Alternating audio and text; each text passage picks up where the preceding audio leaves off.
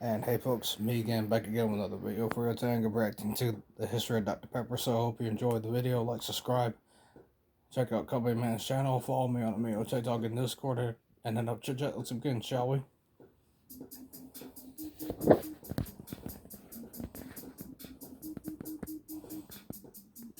nothing out there that tastes quite like Dr. Pepper because it's famously a unique blend of 23 different flavors. It's like a puzzle because they'll tell us the number of flavors, but not what they actually are. When it comes to carbonated soft drinks in the United States, I don't think I have to tell you that Coca-Cola and Pepsi have been far above the rest. It's always been the case. Their products combine for an impressive two-thirds of the market. It kind of makes you feel bad for Dr. Pepper because they've been living in their shadows for over 100 years now, but they've been catching up, currently at an 18% market share, which is closer than they've ever been. As of 2018, the company is called Keurig Dr. Pepper. They are valued at tens of billions of dollars on the stock market and bring in sales of over $11 billion a year. And that is not $11 billion worth of Dr. Pepper alone, or Keurig. They are the owners of all these popular soft drinks. This company is a result of a decades-long complex web of acquisitions that have generally been intended to gain better control of that market. I'll talk about that with more detail, but Dr. Pepper has been at the center of it. Now, I'm going to warn you that my next sentence is going to be terribly misleading, but technically true. There was a time when Dr. Pepper was bigger than Coca-Cola, and I say that because Dr. Pepper is older than Coca-Cola, but only by about 6 months. It is considered to be the oldest American soft drink brand, going back to 1885.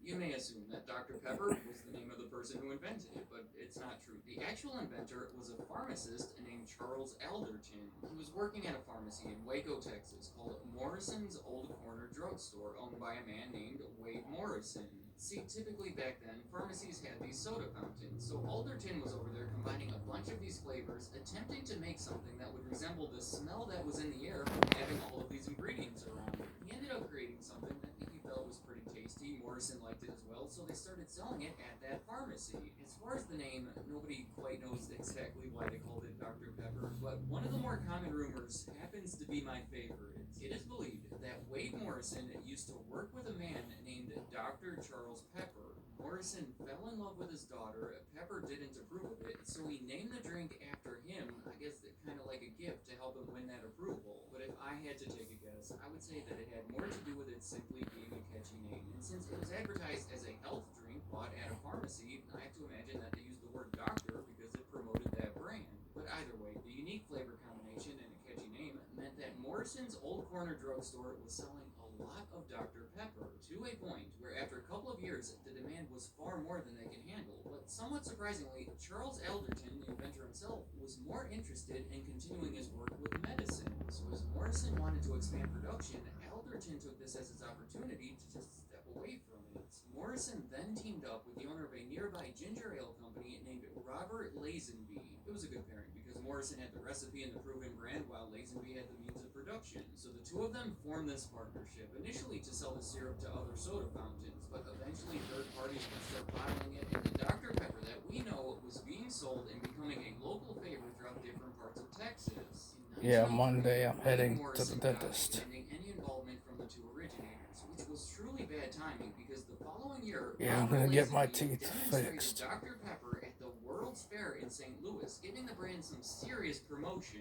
I mean, this was quite an event. Again, not fully confirmed, but it's believed that this was the first time hot dogs, cotton candy, waffle ice cream cones, and all these other common foods were introduced to a wide audience. There were almost 20 million people attending that fair, many of them drinking Dr. Pepper and eating hot dogs for the first time in their life. From that point on, Dr. Pepper was on the map. It went through some ups and downs, of course, over the next 80 years or so, but it always seemed to have these effective marketing campaigns that would propel the brand forward. In the 1930s, they started this long-running 10, 2, and 4 campaign. They really committed to it. They made it part of their slogan, and if you look at an old bottle of it, they actually printed those numbers around the label. I know, it's confusing without context. There were some new studies that showed those were the times people tend to lose energy and get sleepy during the day, so those would be the perfect times to drink a Dr. Pepper because all of the sugar inside of it will give you energy. It's kind of genius when you think about it. It's providing a schedule for you to drink not one, but three Dr. Peppers every day. In the 1950s. You're not gonna like this if you're strict about grammar, but they dropped the period from their name, like it was a marketing move just to make the logo and the labels easier to read.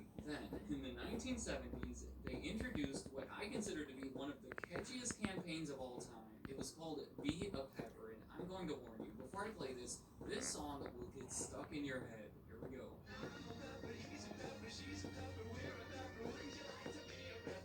How could that not be a successful campaign? And following it, things were looking promising for Dr. Pepper. Then, in the 1980s, things started to go bad. Their profits were declining while their market share was dropping to less than 5%.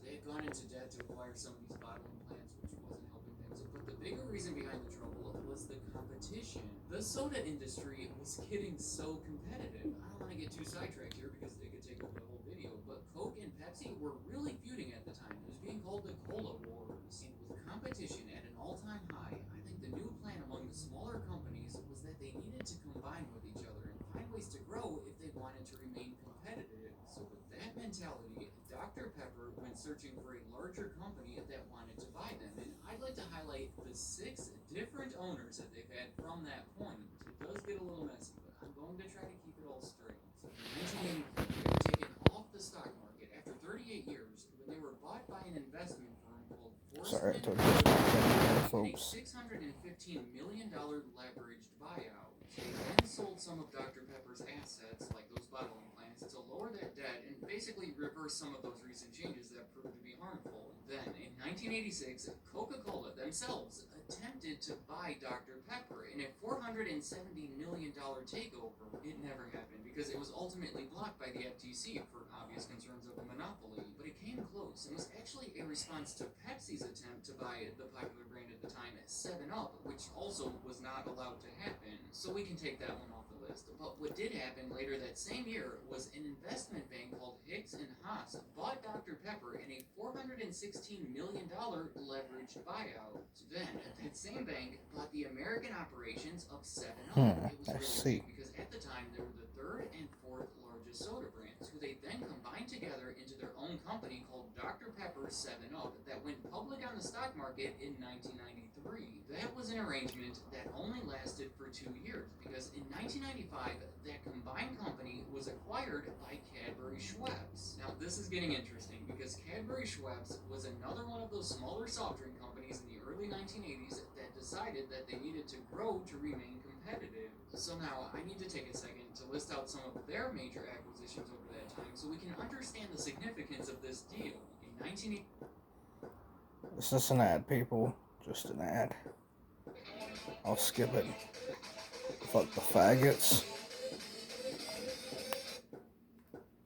out some of their major acquisitions over that time so we can understand the significance of this deal. In 1982, they acquired Mott's, the company who makes the apple juice, for $60 million. It was a deal that also included the brand Clamato. In 1986, they bought the brands Canada Dry and Sunkist from RJR Nabisco for $230 million. In 1989, they bought the brand Crush from Procter & Gamble in a $220 million deal. Then in 1993, they acquired A&W brands for $334 million, which also included the brand Squirt because A&W had bought them 6 years earlier, leading us to 1995 when they made what was by far their biggest acquisition. They bought Dr. Pepper 7-Up for $1.7 billion. I should say that they had already owned about a quarter of it from deals that they made a few years earlier, so that price was for the remaining percentage of it. All of those other acquisitions gave them a 5% share of the U.S. market, and by adding Dr. Pepper 7-Up, they increased that to 16%,